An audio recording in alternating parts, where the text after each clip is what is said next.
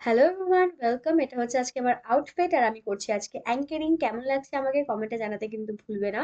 এই স্টেজে নাচ গান অভিনয় সব করেছি, বাট অ্যাঙ্কারিং কিন্তু কখনো করিনি। এটা ফার্স্ট টাইম আর আমি ছিলাম ভীষণ নার্ভাস। আমি বুঝতেই পারছিলাম না যে কি করব, তার জন্য আমি পুরো লিখে নিয়ে গেছিলাম যে কোনটার পর কোনটা বলবো। অ্যান্ড জানি না কখনো আবার এটা করতে পারবো কিনা, কিন্তু সত্যি আমার অ্যাঙ্কারিং করে খুব মজা লেগেছে আর আমি চাই আবারও করতে।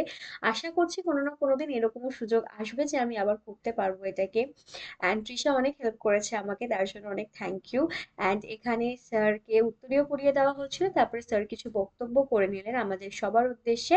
তবে আমার একটা প্রাপ্তি যে স্যার বলেছেন যে আমার অ্যাঙ্কারিং তার ভালো লেগেছে, and thank you so much for that.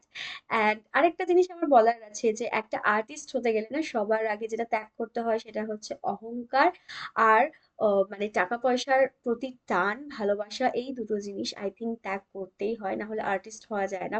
কারণ না, আর্টটা তাহলে ঠিক হয় না বলে আমার মনে হয়। কারণ যে স্ট্রাগল পিরিয়ডে একটা আর্টিস্ট, কিছু কিছু আর্টিস্ট তো সাকসেসফুল হয়, সবাই তো সাকসেসফুল হয় না। বাট যারা সাকসেসফুল হয় না তাদের আই থিঙ্ক এই আর্থিক সমস্যাটা না সারা জীবন থেকে যায়। সেই ক্ষেত্রে তাদের সারা জীবনই অসুবিধাটা থেকে যায়। আর কেউ তাদেরকে সেইভাবে রেসপেক্টও করতে পারে না, কারণ টাকা দিয়ে তো আমরা সবকিছু বিচার করি, তাই না? তো বাট এনিওয়ে, সুবিদ্যার পাশে আমরা সবাই আছি। তারপরে চলে গেলাম একটা রেস্টুরেন্টে, আর এই দেখো তৃষা আমাকে দিয়ে দিল একটা সুন্দর ফুল।